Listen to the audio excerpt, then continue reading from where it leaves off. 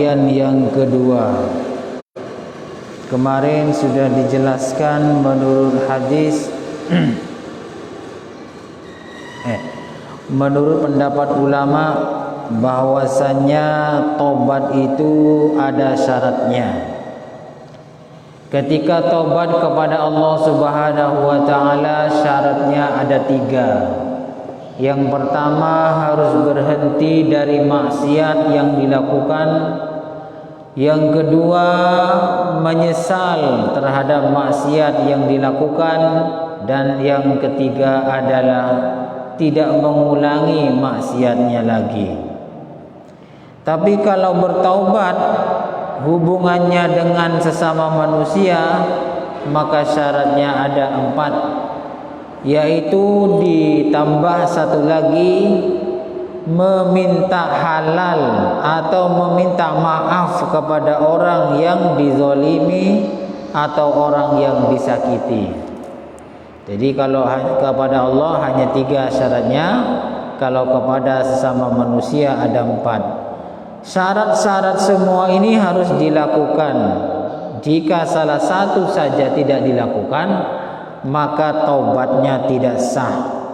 Contoh, umpamanya hanya menyesal dengan dosa yang sudah dilakukan, menyesal saja, tidak berhenti, mengulangi lagi, ini namanya taubatnya tidak sah.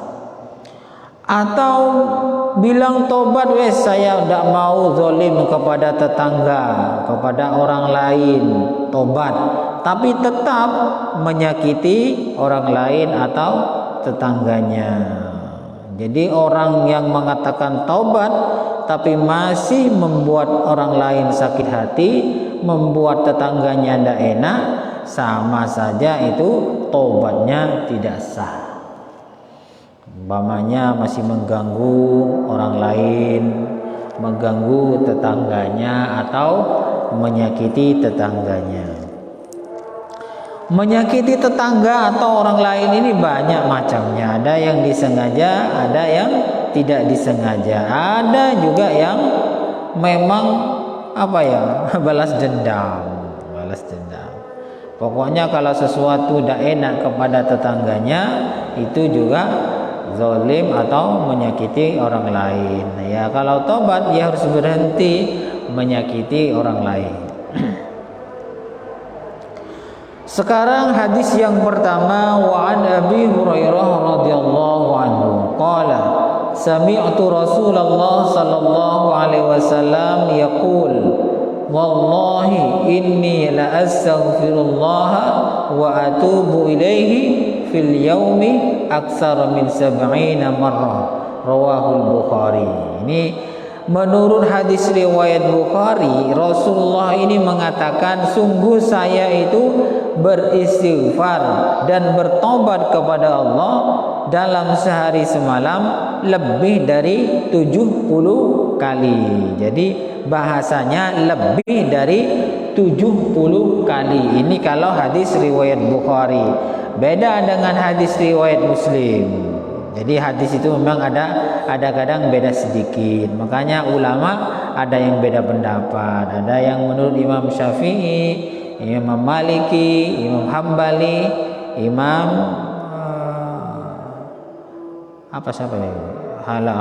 Maliki, Hambali, Syafi'i, siapa lagi itu lupa? Maliki, Hanafi, Syafi'i, Hanafi, ya. Hanafi, Imam Hanafi ya, bukan Hanafi. Kalau Hanafi ini Luzuki beda banyak ya. Jadi di sini menurut Imam Bukhari, menurut hadis Imam Bukhari, Rasulullah setiap harinya itu istighfar dan bertobat sebanyak lebih dari 70 kali. Ini Nabi Muhammad sudah tidak punya dosa, sudah pasti masuk surga.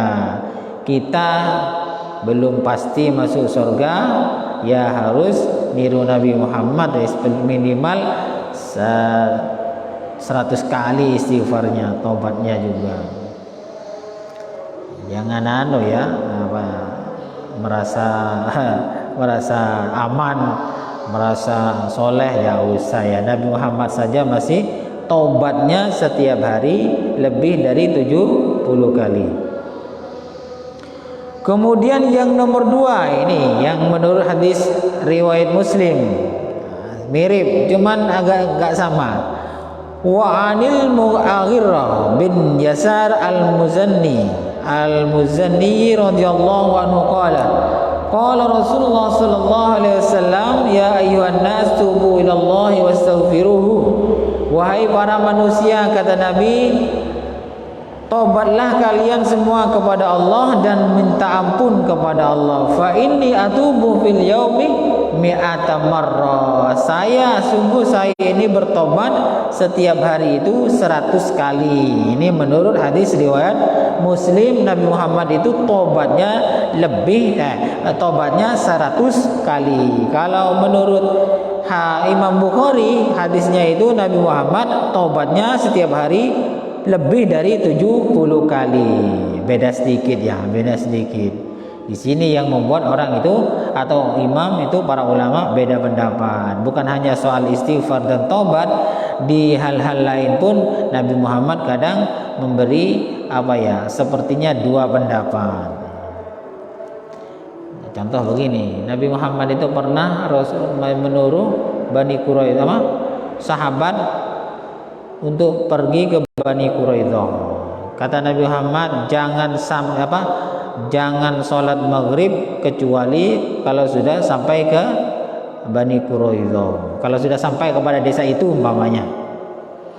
Ternyata kenyataannya masih jauh untuk sampai ke Bani Quraidah itu, hampir maghrib.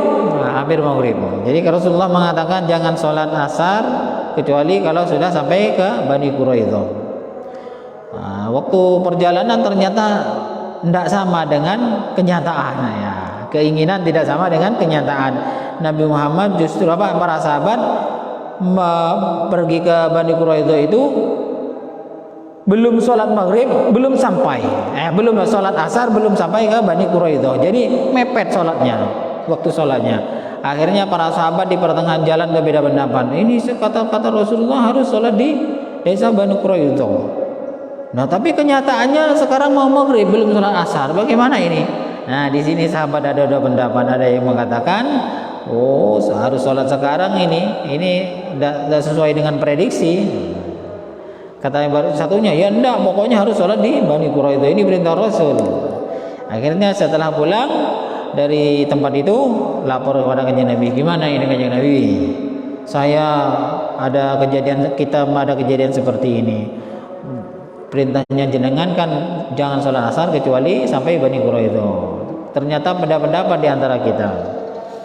Akhirnya Nabi Muhammad mengatakan sama-sama benarnya ya, sama-sama benarnya. Yang sholat itu juga di perjalanan benar, yang di Bani Quraidah juga benar. Ada juga Rasulullah mengatakan kalau sudah hari raya Idul Fitri atau hari raya Idul Adha itu pada hari Jumat, maka Jumatannya libur. Jumatannya libur. Bagaimana ini?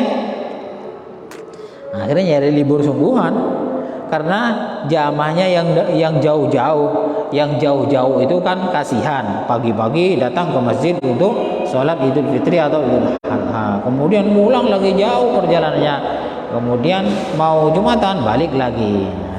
Ulama kemudian menyebutkan hadis ini maksudnya adalah bagi yang jauh rumahnya dari masjid, umpamanya jaraknya 5 kilo dari masjid, maka tidak wajib Jumatan karena jauh. Ini ada yang mengatakan tidak, tetap wajib walaupun jauh. Ini beda pendapat. Jadi macam-macam seperti itu adalah hal-hal yang biasa. Nah, kalau sekarang bagaimana? Apa juga libur? Kalau menggunakan teksnya Kanjeng Nabi seperti ini, hadisnya ya libur. Tapi kenyataannya kita kan masjidnya dekat-dekat, paling jauh kan 1 kilo. Ya tetap ya Jumatan kan masih bisa. Ada sepeda motor, ada sepeda pancal, bisa untuk datang ke masjid dengan mudah. Ini ya maksudnya kalau datang ke masjidnya itu jauh kiloan, kemudian jalan kaki. Sekarang hadis yang ketiga, wa an Abi Hurairah wa an Abi Hamzah Anas bin Malik radhiyallahu anhu al-Ansari. Anas bin Malik al-Ansari khadimi Rasulullah sallallahu alaihi wasallam radhiyallahu anhu. Anas bin Malik ini hadamnya Kanjeng Nabi, menjadi hadamnya Kanjeng Nabi ini memang diserahkan oleh ibunya. Kemudian pada usia 10 tahun ini Anas bin Malik ini menjadi hadam pertama kali. Jadi menjadi hadam kepada Nabi Muhammad, hadamnya atau pelayan Nabi Muhammad ini pada usia 10 tahun Anas bin Malik. Kemudian bersama Nabi setelah menghadam atau menjadi pelayan Nabi itu 10 tahun, Nabi Muhammad meninggal dunia. Jadi menghadam menjadi pelayan Kanjeng Nabi Anas bin Malik ini selama 10 tahun. Qala Rasulullah sallallahu alaihi wasallam, "Lallahi afrahu bi taubati 'abdin bi taubati 'abdihi min ahadikum saqata 'ala ba'irihi wa qad adallahu fir'adin falatin." Muttafaqun alaih. Nabi Muhammad bersabda, sungguh Allah ini betul-betul meridhoi atau sangat senang sekali dengan taubatnya hamba di antara kalian yang jatuh dari ontanya, yang tersesat di tengah-tengah gurun Sahara. Jadi di tengah-tengah gurun Sahara, padang pasir, tidak ada orang, dia tersesat, jatuh dari kudanya dan dia langsung bertobat. Nah, maksudnya apa begini? Maksudnya dalam hadis, dalam riwayat lain begini, lebih panjang ceritanya begini.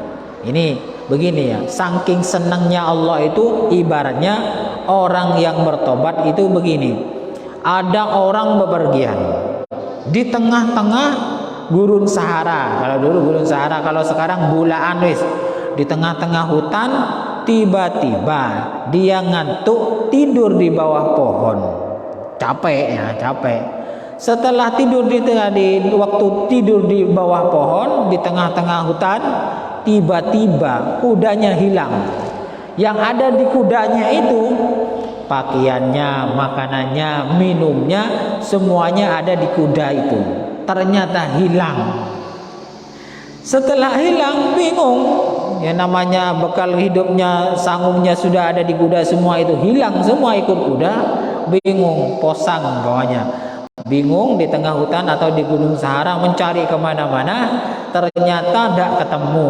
Berhari-hari dicari tidak ketemu, akhirnya capek juga mencari. Kemudian orang ini tertidur di hutan tersebut.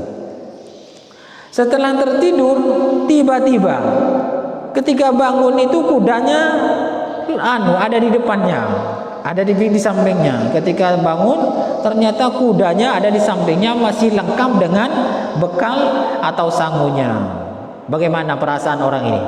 Orang ini pasti bahagianya luar biasa, senangnya luar biasa.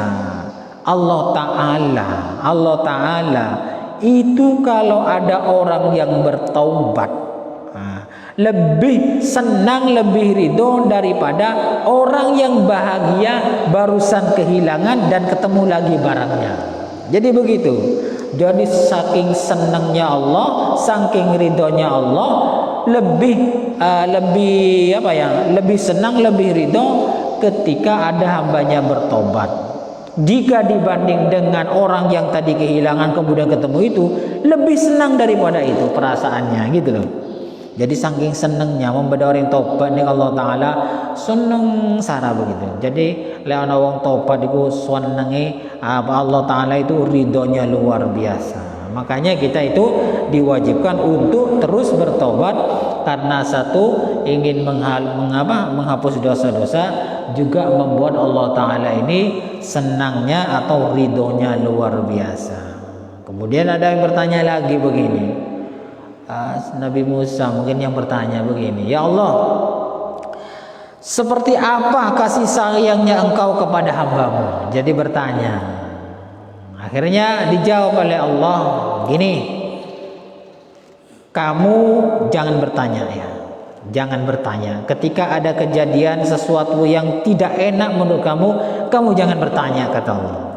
Oh ya, akhirnya sebentar, nanti ada suatu kejadian. Jadi setelah itu ada seorang ibu tua sekali, sangat tua, itu digeser diseret ya, eser keser sama anaknya, digeret di tanah itu, kepalanya ada di bawah, kakinya itu digeser.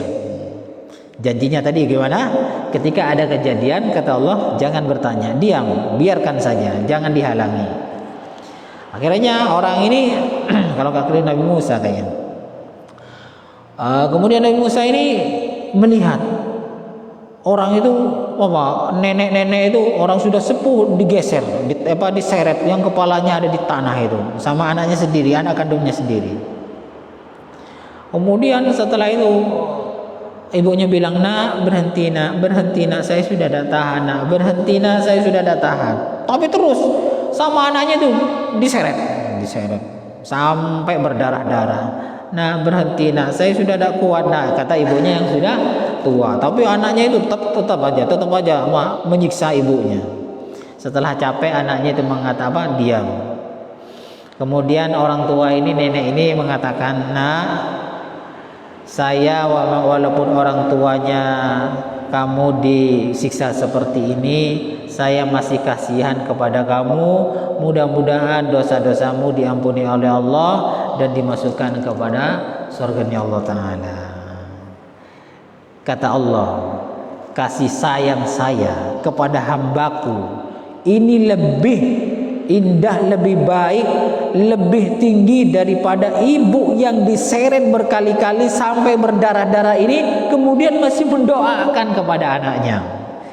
Jadi kasih sayangnya Allah lebih kasih sayangnya Allah kepada hambanya lebih sayang si ibu seorang ibu kepada anaknya walaupun sudah menyiksa. Jadi Allah Ta'ala itu kasih sayangnya luar biasa. Walaupun tidak sholat, ya masih dikasih sehat, dikasih makan, kasih minum. Walaupun banyak maksiat, masih saja diberi kesempatan untuk bertobat. Di sini juga sama, nanti ada ceritanya ini. Ini hadis yang keempat, ceritanya Allah Ta'ala selalu menunggu taubatnya hambanya.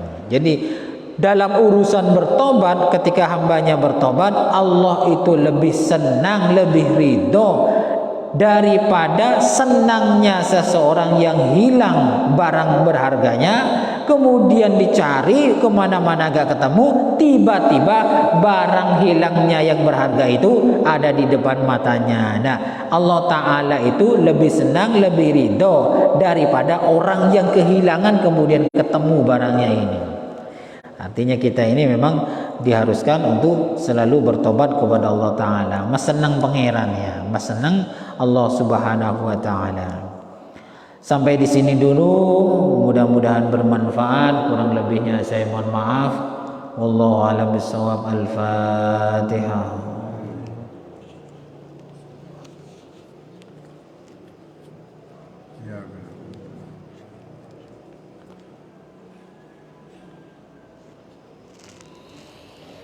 Assalamualaikum warahmatullahi wabarakatuh.